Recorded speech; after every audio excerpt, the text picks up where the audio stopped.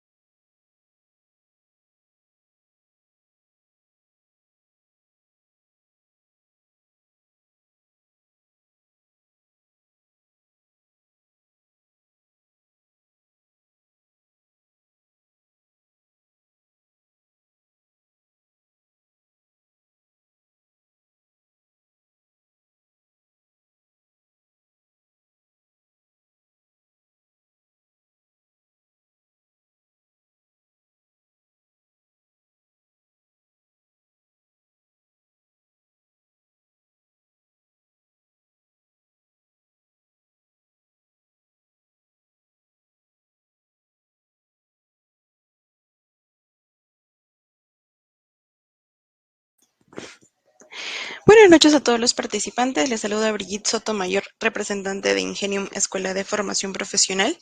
Ante todo, les agradezco por el tiempo que se están tomando en participar en la presente sesión webinar.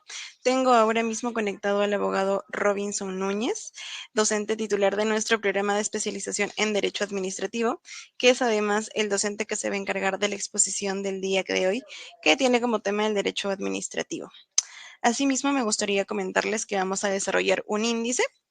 Como primer punto, iniciaremos con la presentación de la empresa, quién es Ingenium Escuela de Formación Profesional, qué capacitaciones brindamos, cuál es nuestro objetivo como empresa, cuáles son los beneficios que ofrecemos.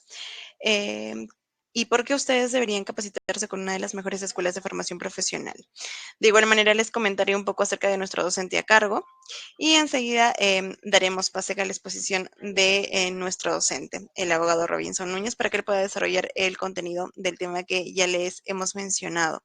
Al término de esta exposición y también durante la misma, a solicitud de nuestro docente, vamos a tener una sección de preguntas y respuestas, donde me gustaría animarlos a que saquen el mayor provecho de esta sección y puedan absolver todas sus dudas para que puedan aplicar lo aprendido en las empresas o industrias donde ustedes vienen desarrollándose.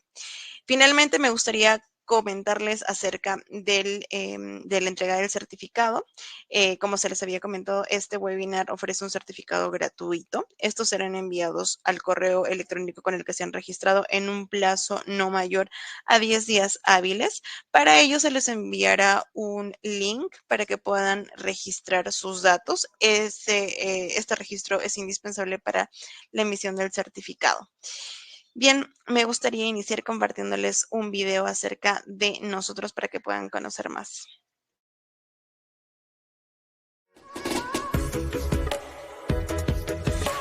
Somos la escuela de formación profesional líder en capacitación dedicada a brindar programas de alta especialización buscando potenciar tu perfil.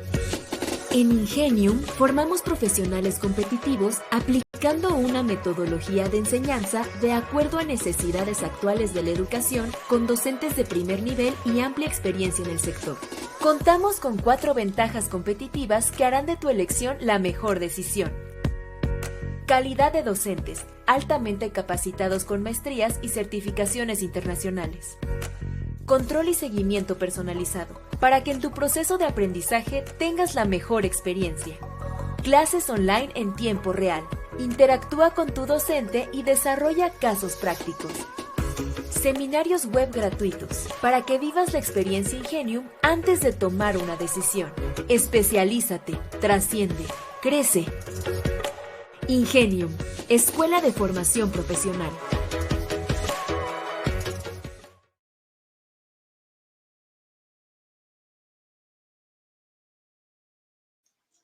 Bien, como les comenté, nuestro docente a cargo es el abogado Robinson Núñez. Él es abogado por la Universidad Nacional Mayor de San Marcos, con una maestría en Derecho Administrativo Económico por la Universidad del Pacífico. Cuenta con una experiencia mayor a 10 años como abogado en entidades públicas, donde ha contribuido en la obtención efectiva y eficiente de los objetivos institucionales, a través del diseño y revisión de procedimientos administrativos, así como la elaboración de marcos normativos para la implementación de políticas públicas. Él laboró en el Ministerio del Ambiente y organismo de formalización de la propiedad informal. Es también especialista en Derecho Administrativo, ha contribuido en la mejora del cumplimiento de la meta institucional de procedimientos administrativos en COFOPRI, cuenta con una especialización avanzada en Derecho Administrativo en la Pontificia Universidad Católica del Perú y la Escuela Nacional de Administración Pública.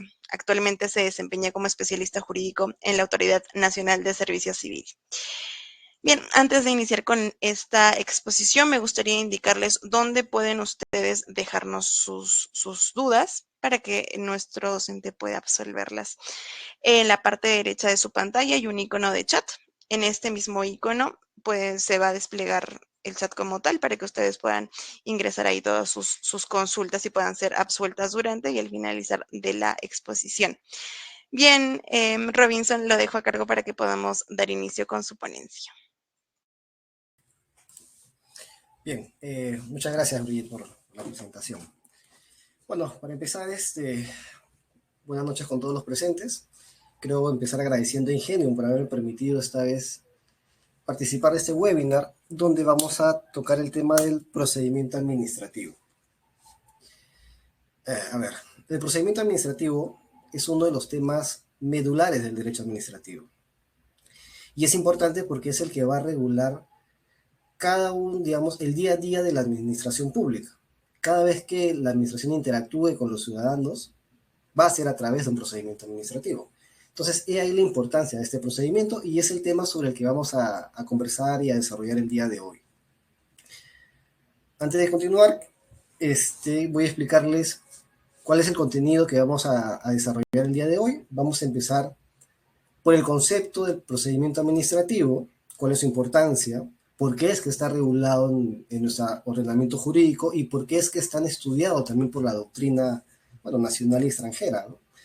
Luego de ello vamos a revisar cuáles son las finalidades de este procedimiento administrativo, qué es lo que busca, qué es lo que pretende proteger, qué es lo que se protege a través de este procedimiento. Posteriormente vamos a revisar un poco la estructura del procedimiento, eso es el inicio, la instrucción y la terminación, y vamos a conversar un poco sobre cada una de estas etapas. Posterior a ello veremos el tema de la clasificación, ya sea por cómo inicia, ya sea por las personas que participan en él. Finalmente conversaremos un poco sobre los sujetos y los principios que regulan este procedimiento. Bien, antes de entrar de lleno a lo que es el procedimiento administrativo, yo quisiera que conversemos un poco sobre qué es el derecho administrativo. A ver, el derecho administrativo es la rama del derecho que se encarga de estudiar o que regula, por un lado, el funcionamiento y organización de la administración pública y, por otro lado, cómo interactúa esta organización pública, esta entidad pública, con los distintos administrados. Básicamente, esto es lo que estudia el derecho administrativo. Se dice en doctrina que el derecho administrativo, en esta interacción que tienen los administrados con las entidades públicas, dota a los ciudadanos de 3 círculos de protección, digamos, ¿no? Un primer círculo de protección sería lo que es propiamente el procedimiento administrativo. Luego de ello vendría a ser lo que es el procedimiento recursivo, que no es otra cosa más que la interposición de los recursos administrativos, llámese apelación, reconsideración y revisión en los casos que correspondan. Y finalmente el contencioso administrativo. Como vemos, el derecho administrativo busca mucho proteger al administrado cuando entra en interacción con la administración pública. Y bien, y en esta ocasión vamos a centrarnos en lo que es la primera protección que se le brinda al ciudadano, que esto es el procedimiento administrativo. Pero antes de la definición, quiero preguntarme, ¿por qué es que es tan importante este procedimiento? ¿Por qué es que es tan estudiado? Y la respuesta es sencilla, ¿no? El procedimiento administrativo es estudiado porque contribuye a generar seguridad jurídica, contribuye a establecer las reglas de juego que se van a emplear cada vez que la administración interactúe con los ciudadanos, con los administrados. Entonces, es por eso que es tan importante este procedimiento y es por eso que está regulado expresamente en nuestra ley del procedimiento administrativo general, bueno, en el tubo de la ley. Aquí hago una precisión, ¿no? En lo sucesivo, cuando me refiera a la ley 2744, que es la ley del procedimiento administrativo general, voy a referirme como el tubo de la LPAJ, para hacer referencia al tubo, para no ser tan largo la mención. Entonces, el procedimiento administrativo está regulado en el artículo 29 del tubo de la LPAJ y se define como el conjunto de actos y diligencias tramitados en las entidades públicas conducentes a la emisión de un acto administrativo. Yo terminaría ahí la definición. Lo que viene luego de acto administrativo me parece que es una redundancia y se los voy a explicar por qué. Pero quedémonos con la primera parte. Conjunto de actos y diligencias tramitados en las entidades que son conducentes a la emisión de un acto administrativo. Esto me genera un primer cuestionamiento. Para yo entender perfectamente qué es un procedimiento administrativo, debo saber previamente qué es un acto administrativo. Y el acto administrativo no es otra cosa que la declaración de las entidades públicas que en el marco de normas del derecho público están destinadas a producir efectos sobre derechos, intereses y obligaciones de los administrados en una situación concreta.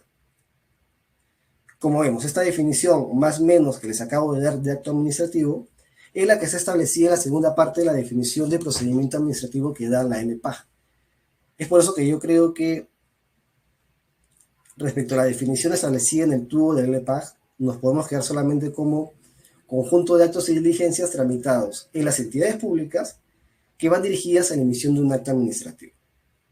Entonces, como primera premisa tengo esto, ¿no? Va a ser procedimiento administrativo todo aquel procedimiento que se inicie y que esté dirigido a la emisión de un acto administrativo. Pero yo hago la pregunta, ¿todo procedimiento que se realiza al interior de una entidad pública está dirigida a emitir un acto administrativo? ¿Qué opinan? ¿Alguien quisiera participar? Si es así, que levante la mano, si no, continuamos.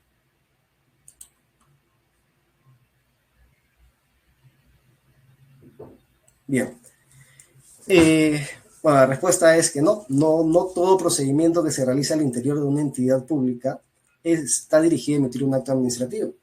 Pensemos, por ejemplo, en el procedimiento que se sigue para aprobar una directiva, ¿no?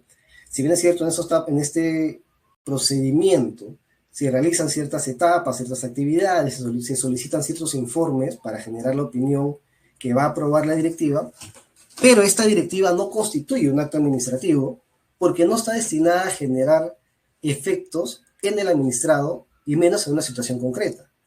Podrá generarlo de manera posterior cuando esta directiva sea aplicada al administrado o sea aplicada a un procedimiento en específico. Pero en tanto eso no ocurra, esta directiva que se aprueba, esta norma que se puede aprobar, no constituye un procedimiento, un acto administrativo, y por lo tanto el procedimiento que se sigue para aprobar esa directiva no es un procedimiento administrativo. Y esto es importante tener en claro. Es tener claro qué es un procedimiento administrativo y cuándo estamos hablando de un acto administrativo. Estos dos conceptos, como se dan cuenta, juegan en pared, ¿no? Así que es bueno tenerlo claro.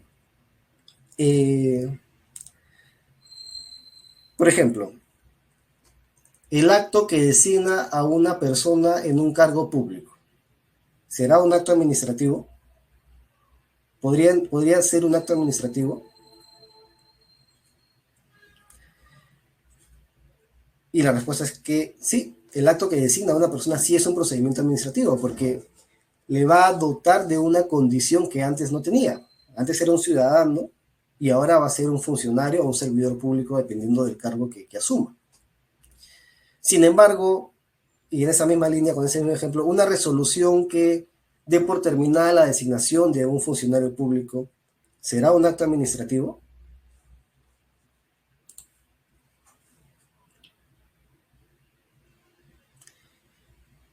En efecto, Cintia, como acabo de mencionar, el acto que designa a una persona sí es un procedimiento administrativo. Pero ahora hago la otra pregunta. ¿El acto que culmina la designación, que da por terminado el vínculo laboral, será un acto administrativo? ¿Qué opinas, Cintia? Sí, dice Candy. Candy, ¿te animarías a comentar por qué consideras que es un acto administrativo?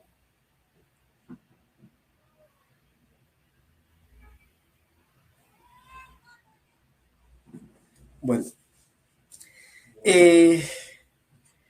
La designación, la resolución que da por terminado un procedimiento o que da por terminada la designación de un funcionario no es un acto administrativo, porque no está dirigido, en este caso en particular, no está dirigido a producir efectos en un administrado, sino que está dirigido a producir efectos en un servidor público, que no tiene, en este caso en particular, no tiene la condición de administrado, sino que ante una resolución que da por terminada la relación laboral, estaríamos hablando más de un acto de administración interna. ¿Y qué es un acto de administración interna? Son los actos que emite la administración pública que van dirigidos a ordenar su funcionamiento. Entonces, el acto por el cual se termina un vínculo laboral de un servidor o de un funcionario no representa un acto administrativo. Y por lo tanto, el procedimiento que se seguiría en ese caso no sería necesariamente un procedimiento administrativo. Bueno, teniendo esto claro, vamos a hablar un poco de lo que es la finalidad.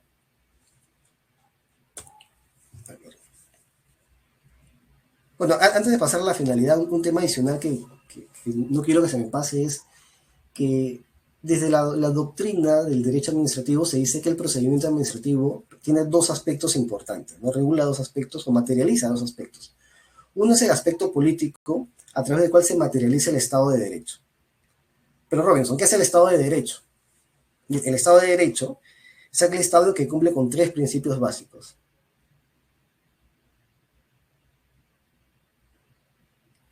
A ver, Cintia, regreso un ratito contigo. El acto administrativo, como te digo, son los actos dirigidos a producir efectos en los administrados. Por ejemplo, una licencia, cuando se te otorga una licencia de funcionamiento, es un acto administrativo. Cuando de repente tú acudes, no sé, a la ONP para solicitar el derecho de pensión, es un acto administrativo porque va a impactar en tu esfera jurídica, va a impactar en tus derechos, va a impactar en tus intereses. Incluso una sanción, cuando la administración pública impone una sanción, obviamente previo procedimiento administrativo sancionador, la resolución que se emite y que establece la sanción va a ser un acto administrativo porque va a generar un efecto jurídico en tu esfera. Te va a generar obligaciones, te va a generar que de repente debas pagar alguna multa reparatoria, que de repente debas reponer algo a como estaba antes. Entonces, esos son actos administrativos. Por otro lado, los actos de administración interna son actos que van dirigidos al ordenamiento interno de la administración pública. Es decir, una entidad, cuando delega funciones, por ejemplo, cuando, no sé, un director delega funciones en un jefe, en una jefatura, eso es un acto de administración interna. ¿Por qué? Porque no produce efectos hacia afuera, sino que produce efectos hacia adentro de la administración. Como decía, una resolución que autoriza un viaje al exterior, por ejemplo, eso es un acto de administración interna, porque surte efectos para adentro de la administración pública. Entonces, todos los actos que surjan de efectos solo al interior de la entidad pública son conocidos como actos de administración interna. Por el otro lado, los actos que previo procedimiento se emitan y surtan efectos en la esfera de un administrado o de un ciudadano, son actos administrativos. Bueno, como les decía, espero haber respondido tu pregunta, Cintia. Como les decía, el procedimiento administrativo materializa dos aspectos, un aspecto político y un aspecto jurídico. Respecto al aspecto político, lo que ocurre con el procedimiento administrativo es que materializa el Estado de Derecho. Digamos,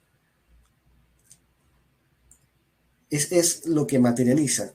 Pero para entender eso debemos saber qué es el Estado de Derecho. Y el Estado de Derecho es aquel Estado que cumple con tres principios básicos. Uno es un Estado donde hay primacía del principio de legalidad. Prima la ley ante todo. Segundo principio básico es, hay división de poderes. Hay un poder ejecutivo, hay un poder legislativo, hay un poder judicial. Y tercero, hay una defensa de los derechos fundamentales de los ciudadanos. Esos son los principios básicos de un Estado de Derecho. Son los principios que debe cumplir un Estado para que sea considerado como un Estado de Derecho. Ahora, ¿qué tiene que ver eso con el procedimiento administrativo? Sencillo. Como dije, el procedimiento administrativo materializa la relación entre el ciudadano y la administración pública. Y en la administración pública tiene un poder superior sobre el administrado. Puede decidir otorgarte o denegarte un derecho.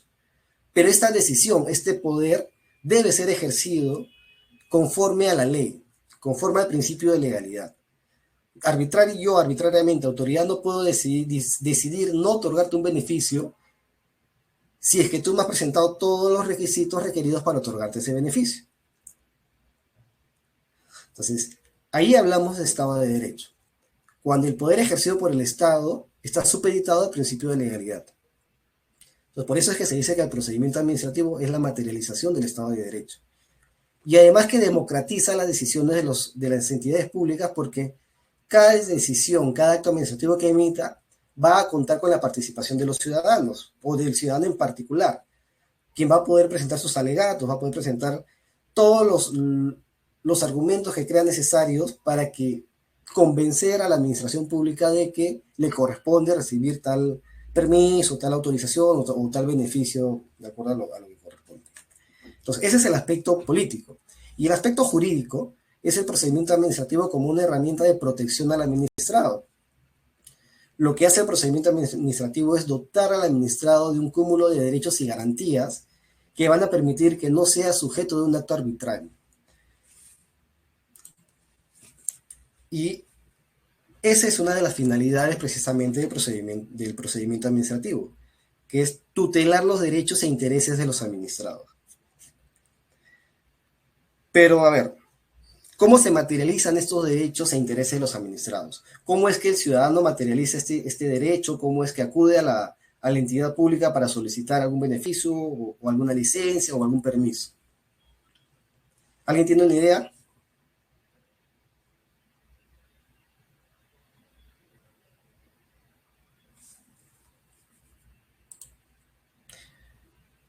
Bien, el mecanismo que deben emplear los administrados para, digamos, activar esta tutela de derechos e intereses a través del procedimiento administrativo es el denominado derecho de petición. ¿Y qué es el derecho de petición? El derecho de petición no es otra cosa más que la facultad o el derecho que tiene todo ciudadano de acudir a una entidad pública para pedirle algo, para pedirle que se le otorgue una licencia, para pedirle que se le otorgue un derecho, para pedirle lo que se le venga, lo que se le ocurra al ciudadano, puede acudir a la administración pública a pedirse. Otra cosa es que la administración te lo otorgue o que te lo dé. Pero yo, al amparo de mi derecho de petición, puedo acudir a la entidad pública a pedirle que me construya una pista al frente de mi casa. Bueno, y la entidad me responderá y me dirá que de repente no corresponde porque el ordenamiento vial no lo permite por A, B, C motivos. Pero yo puedo solicitarlo. Eso es lo que es el amparo que me da el derecho de petición. Y este derecho de petición es un derecho que está reconocido en la Constitución, es un derecho fundamental.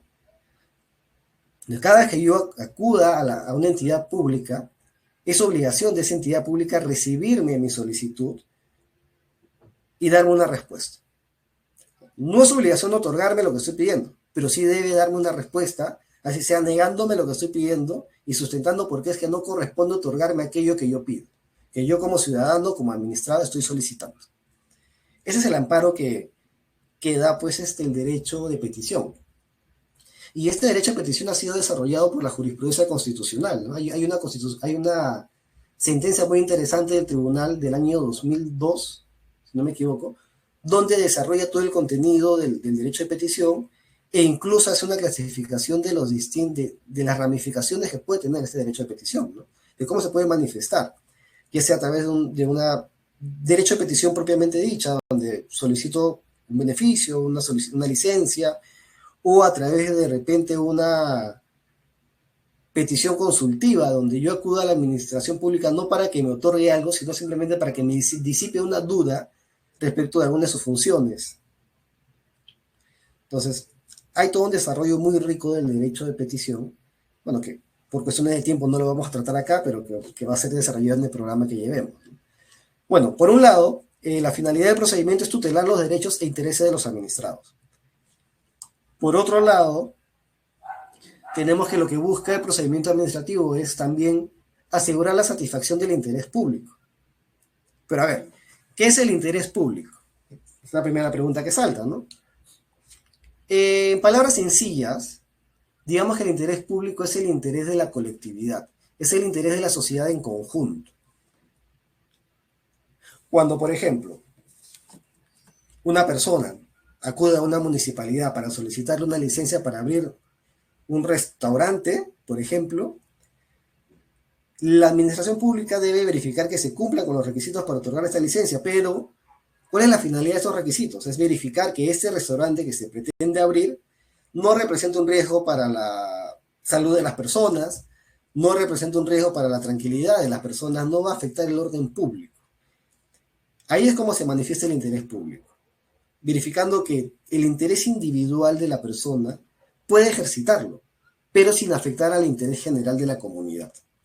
Y esa es otra de las finalidades que busca el procedimiento administrativo, que es buscar este balance que debe existir entre los intereses individuales y los intereses públicos.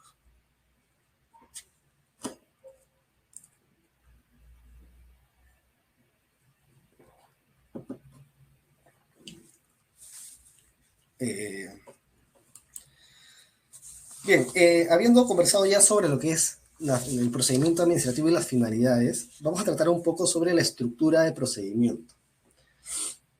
A nivel doctrinario se ha estructurado el procedimiento en 3 etapas. Una iniciación, que es básicamente el inicio del procedimiento.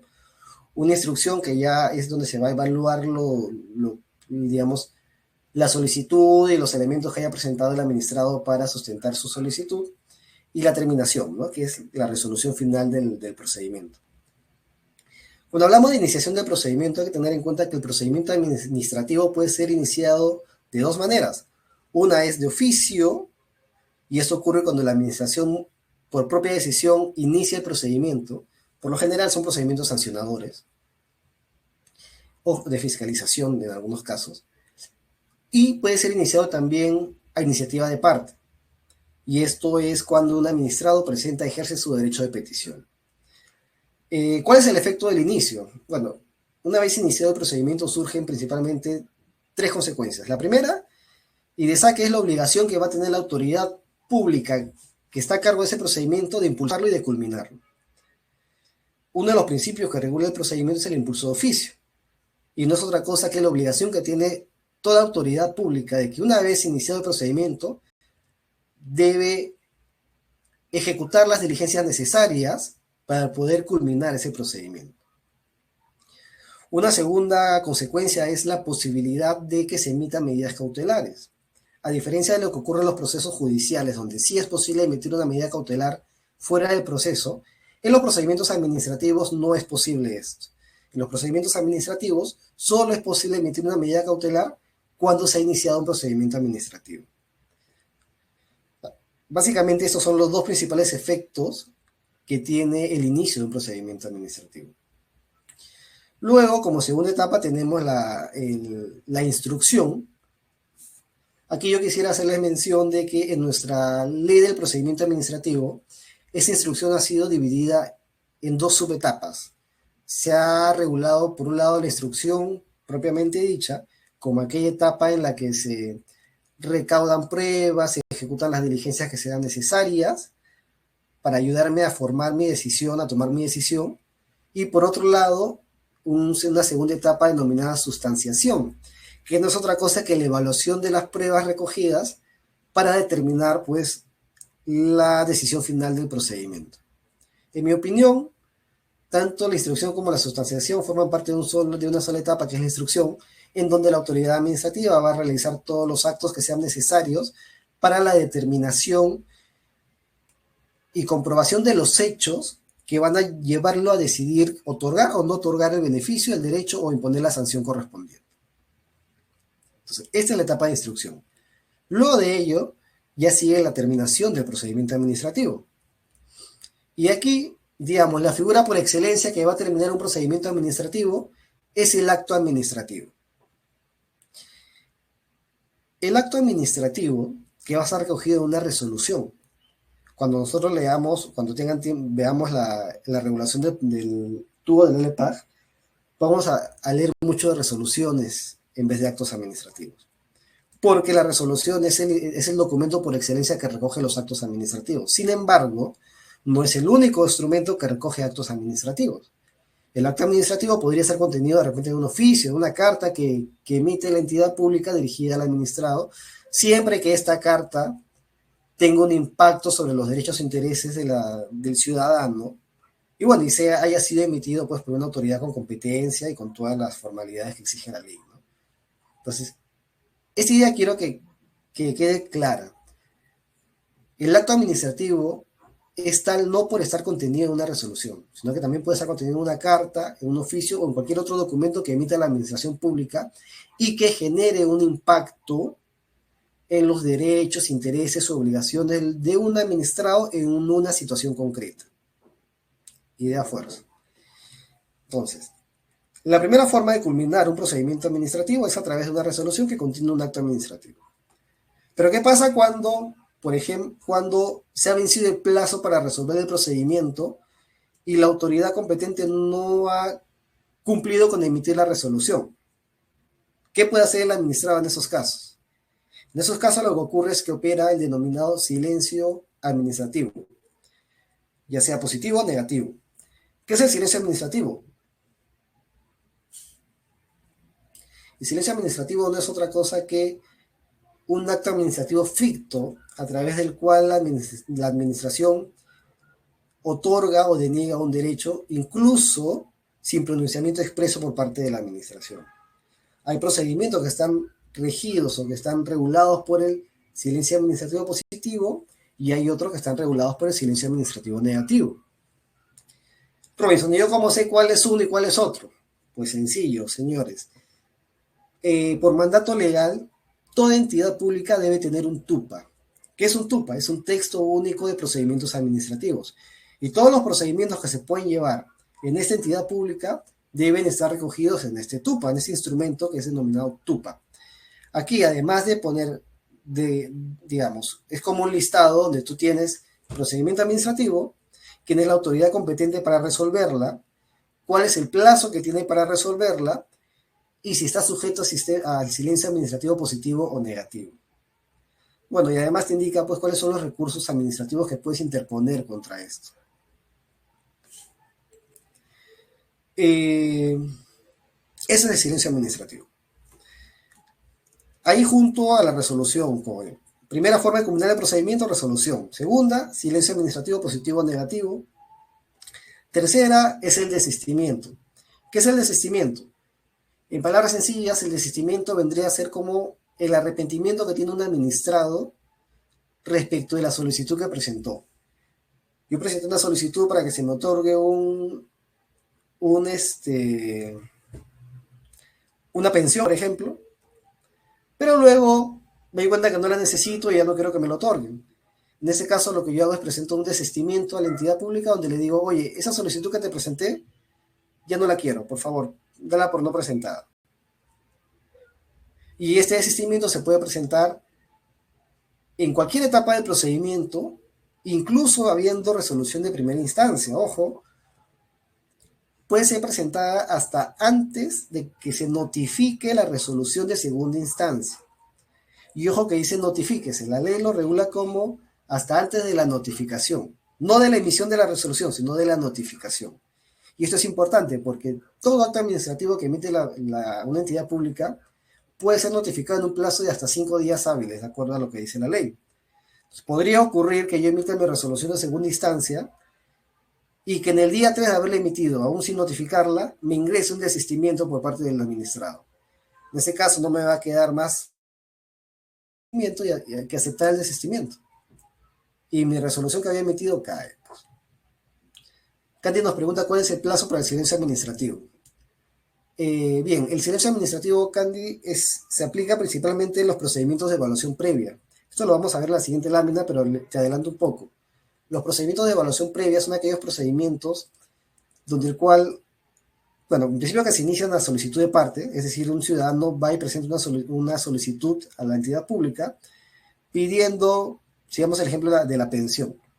En este caso, como es un procedimiento de evaluación previa, la entidad pública va a tener un plazo para evaluar la presentación de esos documentos y de acuerdo a la ley, este plazo es un plazo máximo de 30 días hábiles. Es decir, la entidad pública tiene un plazo de 30 días hábiles para resolver tu solicitud, ya sea otorgándotela o denegándotela. Si cumplido esos 30 días hábiles, la entidad pública no ha emitido la resolución, tú puedes aplicar lo que es el silencio administrativo, ya sea positivo o negativo, según corresponde. Si es positivo, tú asumes que te lo han dado. Si era una licencia, asumes que te han otorgado la licencia.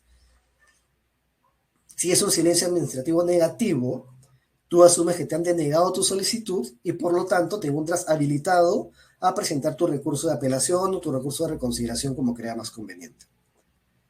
Entonces, por regla general, el plazo para aplicarse los silencios administrativos son 30 días hábiles, de acuerdo a la LPAG. Bien, retomando, ¿cómo termina el procedimiento? Hemos hablado ya de la resolución que contiene el acto administrativo, hemos hablado del silencio administrativo, que es un tema muy interesante, hemos hablado del desistimiento, y hay una figura más que es el denominado abandono, que es cuando habiendo el administrado iniciado el procedimiento, hace falta que realice o que presente alguna documentación adicional. En este caso, la administración, habiéndoselo solicitado al administrado que presente esta documentación, ocurre que el administrado no lo presenta. Si es que en esta espera pasan más de 30 días, la administración pública se encuentra habilitada para declarar el abandono del procedimiento. Entonces, ¿cuándo ocurre el abandono? Cuando habiéndose requerido al administrado la subsanación de la presentación de algún documento adicional o alguna diligencia que esté pendiente de realizar, esta no la realiza en un plazo de 30 días. En esos casos ocurre el abandono del procedimiento. Entonces, estas son las 3 etapas del procedimiento administrativo: iniciación, instrucción y terminación.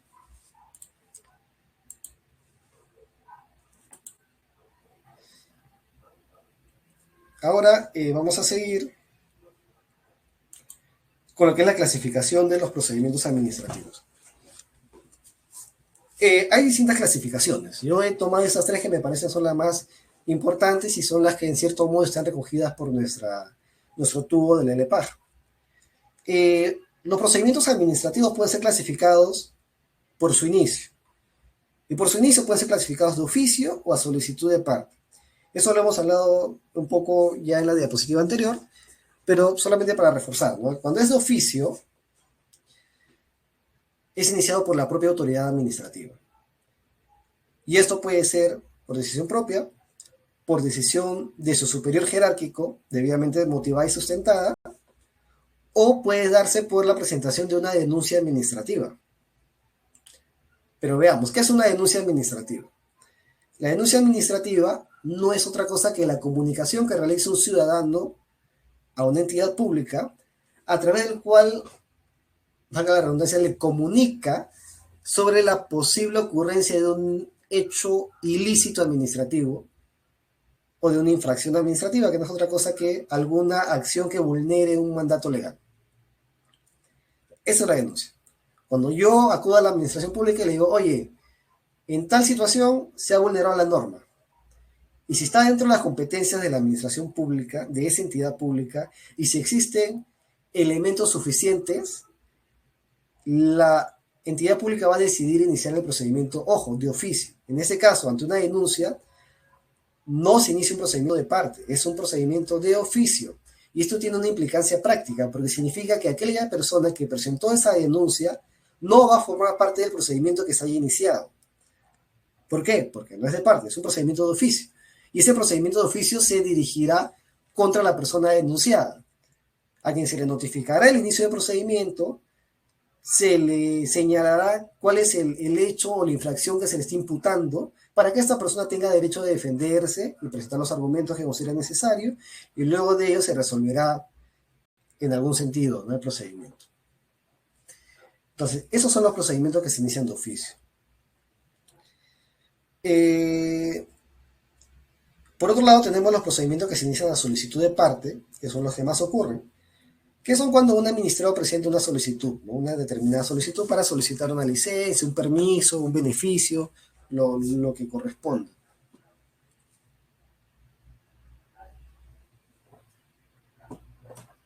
Esos procedimientos, como habíamos adelantado antes, pueden ser de evaluación previa, en cuyo caso la administración pública tiene un plazo de hasta 30 días, por regla general, ojo, por regla general tiene hasta 30 días, para resolver el pedido del administrado. O puede ser un procedimiento que se inicia a solicitud de parte, pero de aprobación automática. En estos casos, basta la sola presentación de la solicitud del administrado para considerar que se le ha otorgado aquello que está solicitando, ¿no? Que puede ser algún reconocimiento, que puede ser incluso algunas licencias, puede ser que se otorgan bajo los procedimientos de aprobación automática. Bien, esta es la clasificación de los procedimientos en base a su inicio. Por otro lado, tenemos la clasificación que se realiza de los procedimientos en base a los sujetos que participan en él. Y aquí tenemos 3 tipos de procedimientos regulados en nuestra ley del procedimiento administrativo. Tenemos primero los procedimientos bilaterales, que son en los que actúa la autoridad pública y un administrado, o un conjunto de administrados, pero con un interés en común. Interés particular en común. Entonces, estos son los procedimientos digamos que por lo general se llevan en las entidades públicas. Solicitud de un administrado, decisión de la administración pública. Esos son los bilaterales. Al lado de los bilaterales tenemos los procedimientos concurrenciales. Los procedimientos concurrenciales son similares a los bilaterales. Tenemos una autoridad administrativa que va a decidir, pero del otro lado no tenemos un administrado, sino que tenemos varios administrados. Y tenemos varios administrados que se presentan por interés propio, cada uno de ellos, no en un interés en común. Para entenderlo mejor, veamos un ejemplo. Un ejemplo de procedimiento concurrencial puede ser, se me ocurre el procedimiento de selección. Cuando la administración pública quiere contratar un determinado servicio, lanza su oferta y espera que se presenten los postores. Estos postores, si bien se presentan cada uno de ellos con el interés de ganar esta buena pro, este contrato con el Estado, aquí el Estado, digamos que va a ser la persona deseada, la persona con la que todos quieren contratar, ¿no? Entonces, estos ciudadanos, que pueden ser personas naturales o personas jurídicas, van a presentar su propuesta y va a ser la entidad pública quien decida a quién le otorga la buena pro, en el caso de las contrataciones. Otro ejemplo de un procedimiento concurrencial son los concursos de contratación de personal que hacen las entidades públicas, ¿no? No sé, por ejemplo, cuando se convoca a una plaza para un CAS, se publica la convocatoria, postulan distintas personas, cada uno en interés particular, porque todos quieren ganar esa convocatoria, y luego de la evaluación correspondiente, la entidad decidirá otorgarle, pues, el puesto a una determinada persona. Entonces, estos son los concurrenciales. Hay pluralidad de administrados con intereses individuales, pero que no hay un conflicto entre ellos. Cada uno quiere ganar, pero no es que se esté peleando con los demás. Están compitiendo. Es distinto. Y finalmente tenemos los procedimientos trilaterales. En esos procedimientos se dice que la administración actúa como, ejerce una función cuasi jurisdiccional. ¿Y por qué cuasi? A ver, ¿quién ejerce la función jurisdiccional para empezar? ¿Alguien se anima? Bien, la función jurisdiccional es ejercida por el Poder Judicial, que es la facultad que tiene para resolver conflictos entre los particulares, ¿no? Al costado de ella tenemos la función cuasi jurisdiccional que ejerce la administración pública en los procedimientos trilaterales. En efecto, Karina, el Poder Judicial es quien ejerce la función jurisdiccional. Pero decía que la administración pública ejerce una función cuasi jurisdiccional, es lo que se le denomina, porque va a resolver conflictos que ocurran entre administrados, entre particulares. Ejemplos de estos procedimientos son los que se siguen en Indecopi. Cuando tú, consumidor, estás insatisfecho por el servicio que te ha brindado tu proveedor y presentas una reclamación. Ese es el instrumento que da inicio al procedimiento trilateral. Es la reclamación que presenta un ciudadano en contra de otro ciudadano, en este caso un proveedor, respecto de un servicio que ha sido brindado de manera insatisfecha. Bueno, aquí el Indecopi pues resolverá en el marco de sus normas, ¿no? Y lo mismo ocurre con su salud, por ejemplo. Cuando tú sientes que has recibido un mal servicio por parte de las entidades prestadoras de servicios, las EPS, las clínicas, puedes acudir a salud, que es la instancia competente para resolver estos tipos de conflictos entre administrados. La resolución que se emite en el marco de un trilateral, ojo, tiene cosa juzgada o decidida. ¿Qué opinan?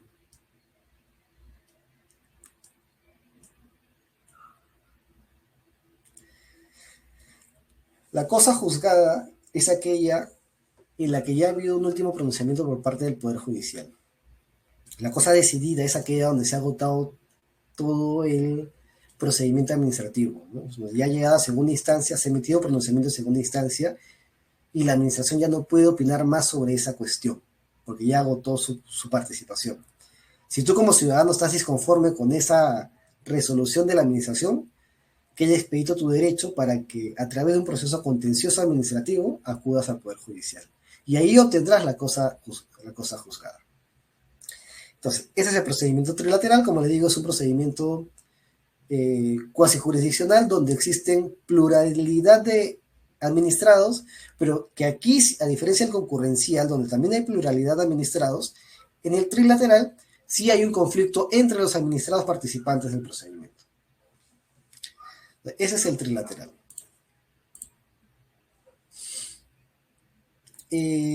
Bueno, y por último, la clasificación que se da por su regulación, ¿no?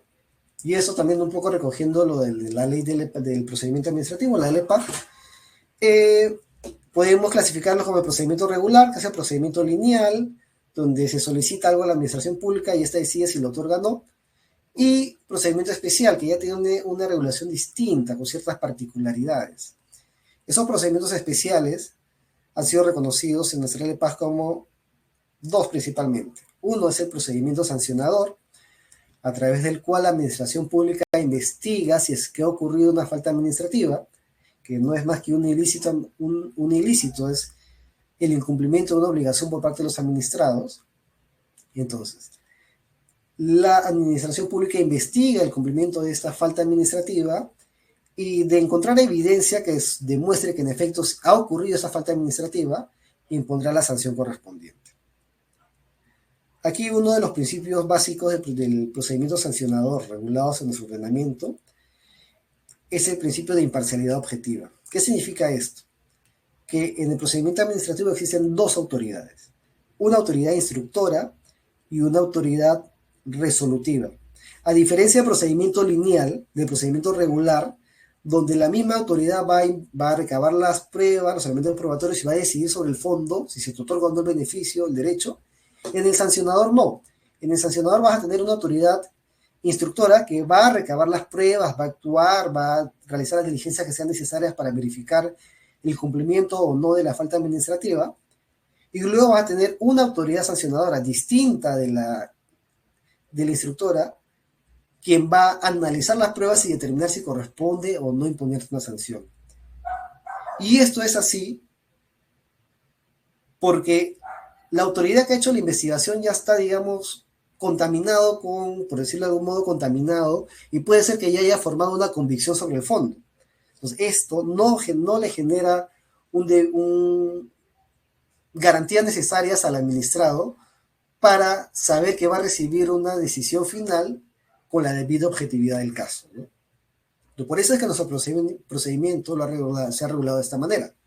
Autoridad instructiva y autoridad sancionadora. En doctrina van a encontrar este tipo de procedimiento como un procedimiento acusatorio, son denominados en contraposición de los procedimientos inquisitivos, donde la misma autoridad acusa, recaba pruebas y sanciona. Pero como se ha verificado que este procedimiento puede vulnerar el derecho de los administrados, es que se ha recogido pues el modelo de procedimiento acusatorio para nuestros procedimientos sancionadores.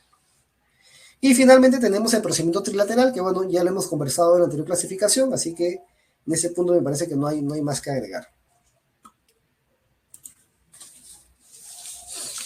Bien, vamos a ver los sujetos brevemente.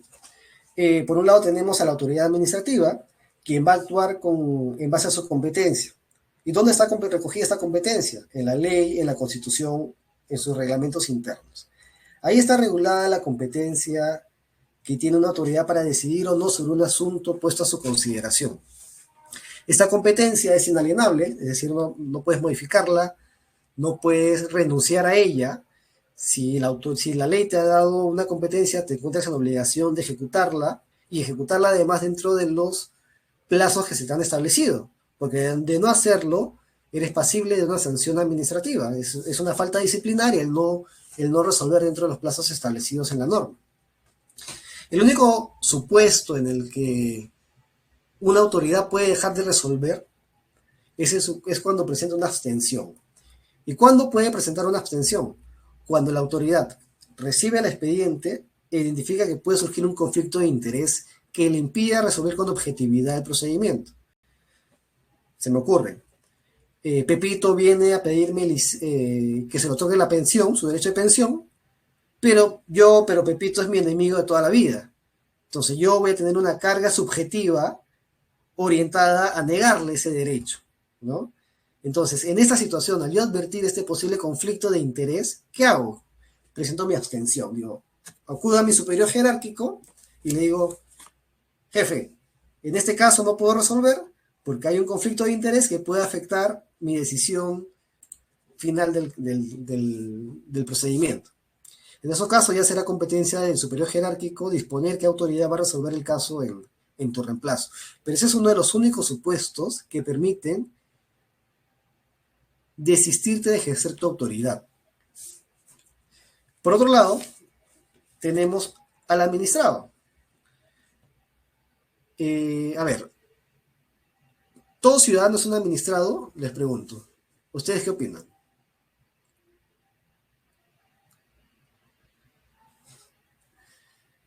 En principio, todo ciudadano puede ser un administrado, pero no necesariamente es un administrado.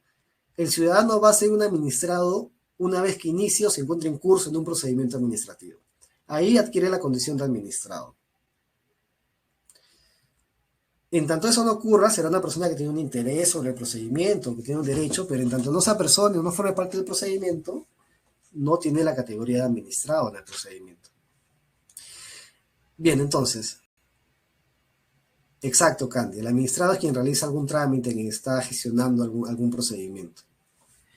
Bien, entonces, el administrado es la persona que a través de su derecho de petición va a promover algún procedimiento administrativo a fin que se le otorgue algún derecho, algún beneficio, lo que corresponda. Estos administrados pueden actuar por interés individual o por interés colectivo. Por ejemplo, pueden solicitar la protección del medio ambiente, la protección de la salud pública. Están habilitados para ello.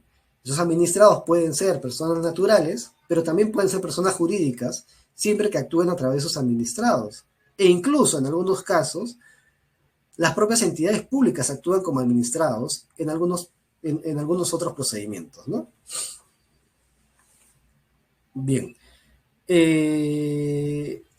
Además de las personas que promueven el procedimiento, y digamos que tienen un derecho o un interés legítimo, están aquellas que sin haber promovido o sin ser parte del procedimiento, pueden ver afectados sus derechos o sus intereses con la resolución del procedimiento. En esos casos, la autoridad pública que al analizar el expediente identifica que hay personas que pueden verse afectadas con la resolución, está en la obligación de notificarles de esta posibilidad. Ya verán las personas si se apersonan o no, pero es obligación de la autoridad pública comunicarles sobre esta posible afectación a sus intereses y o a sus derechos para que puedan defenderlo de la mejor manera. Estos administrados, pues en el marco del procedimiento administrativo, tienen una serie de derechos. Entre ellos, pues por mencionar algunos, tienen derecho a ser tratados con respeto, tienen derecho a acceder al expediente siempre y cuando, en todo momento, siempre y cuando sean parte de él.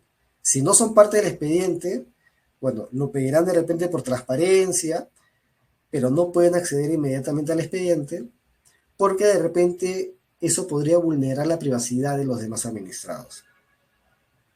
Tienen derecho a que se les informe sobre el alcance de los procedimientos, bueno, y entre otros derechos, ¿no? Que por cuestiones de tiempo no vamos a entrar a analizarlos. Y bueno, ya para culminar, quiero hablarles un poquito, muy brevemente, de los principios del procedimiento administrativo. Lógicamente, por cuestiones de tiempo, no vamos a entrar al detalle de cada uno de ellos, pero sí quería que se lleven dos ideas clave respecto de los procedimientos, de los principios que regulan el procedimiento administrativo, y es, ¿cuál es la utilidad de los principios? ¿Cuál es la finalidad? ¿Para qué sirven los principios administrativos? Y los principios administrativos nos ayudan, nos van a brindar pautas de interpretación. Pero ¿cuándo vamos a interpretar? ¿Y qué vamos a interpretar? ¿Qué me corresponde interpretar como autoridad? Me corresponde interpretar un hecho, me corresponde interpretar una norma. Pues los hechos están, ¿no? Ocurren o no ocurren y están ahí. Lo que yo como autoridad puedo interpretar las normas. Y voy a interpretar las normas cuando esta norma sea confusa, cuando sea oscura, cuando no sea del todo clara. Ahí corresponde aplicar los principios. Ahí corresponde aplicar el principio, no sé, de simplicidad, ¿no? Los principios que me permitan a mí darle sentido a esa norma que así clara o oscura, porque yo como autoridad pública no puedo, ojo, tengo la obligación de resolver mi procedimiento, no puedo dejar de resolverlo.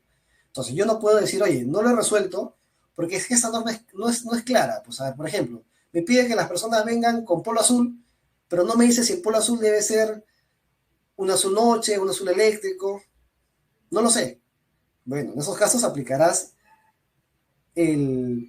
los principios y tendrás que tomar una decisión sustentándote en los principios. Pero para eso sirven los principios, para interpretar las normas cuando estas normas no te dan una respuesta clara a la situación concreta. Y por otro lado te sirven para suplir vacíos. Como hemos dicho, la interpretación se da cuando ocurre una norma que no es clara. Pero cuando no hay norma, lo que corresponde hacer es suplir ese vacío, esa ausencia de norma, con los principios o con las demás fuentes del derecho administrativo, como son la jurisprudencia, la doctrina o normas de otros sectores que puedan aplicarse, que sean armoniosos con el hecho concreto que estoy resolviendo. Otra idea clave que quiero que se lleven de los principios es que si bien nuestra ley del procedimiento administrativo recoge 19 principios, quiero que tengan claro que estos no son los únicos principios que existen. O sea, esta lista recogida en la ley del procedimiento no es una lista cerrada, es una lista abierta. Se pueden ir incorporando procedimientos administrativos. ¿Y cómo se incorporan esos procedimientos? ¿Cómo se van creando? ¿O cómo se van reconociendo, más que creando? Bueno, los procedimientos se van desarrollando a través de la doctrina de derecho administrativo o incluso a través de la jurisprudencia del Tribunal Constitucional, ¿no? Ya han habido muchos casos en los que a través de la jurisprudencia del Tribunal Constitucional se han generado derechos de los administrados que de manera posterior han sido incorporados en los procedimientos administrativos. Y por último, los principios van a servir como parámetros para la creación de nuevos procedimientos. Cuando yo desee crear un nuevo procedimiento, debo tener en cuenta estos principios. No puedo vulnerar esos principios en esta nueva creación de este procedimiento. ¿Muy bien? Ese es todo el día de hoy. Espero que les haya ayudado, les haya servido. Si hay alguna pregunta, estamos aquí para absolverla.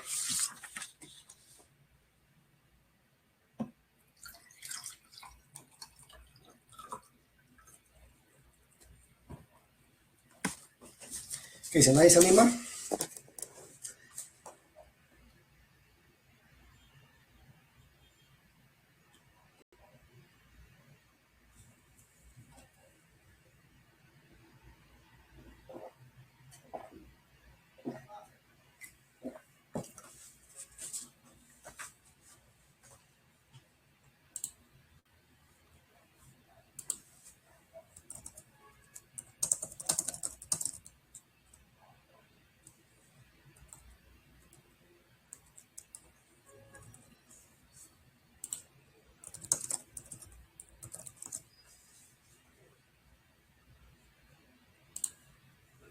Bien, parece que no hay dudas.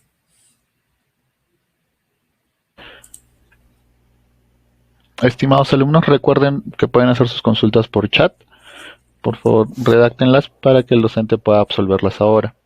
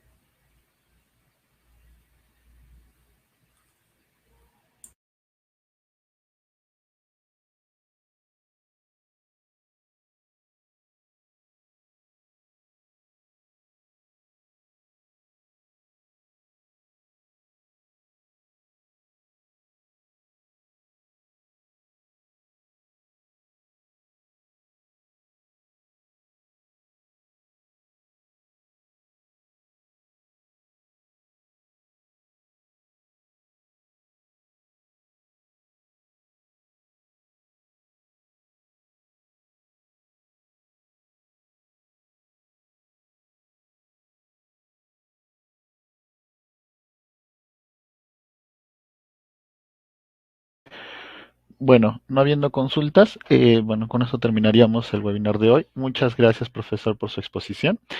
De igual forma, esta sesión está siendo grabada y se va a publicar nuestra plataforma de YouTube. Listo. Listo.